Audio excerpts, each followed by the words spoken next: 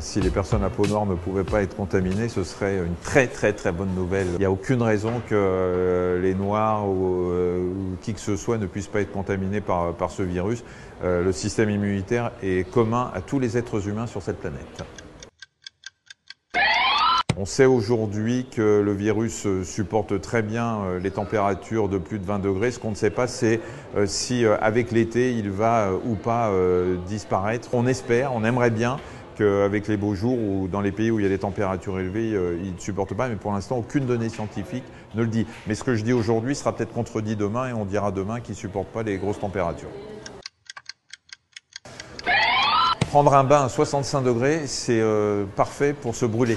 Donc 65 degrés, je ne sais même pas comment on peut prendre un bain à 65 degrés. Les gens qui ont 40 de fièvre ou 42 de fièvre se débarrasseraient facilement du virus. Or, ce n'est pas le cas, parce que le virus donne lui-même de la fièvre. Donc voilà, ça n'a aucun sens sur le plan purement scientifique.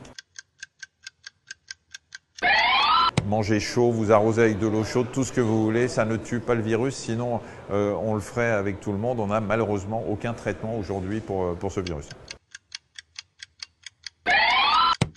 Un colis postal ne peut pas porter le virus, même s'il arrive de Chine, parce qu'on a établi que le virus ne pouvait survivre sur une surface inerte que quelques heures. Donc si vous avez un colis qui arrive de Chine, vous voyez le temps qu'il met pour arriver, il n'y a aucun risque. Le moustique peut transmettre un certain nombre de maladies, mais pas le coronavirus.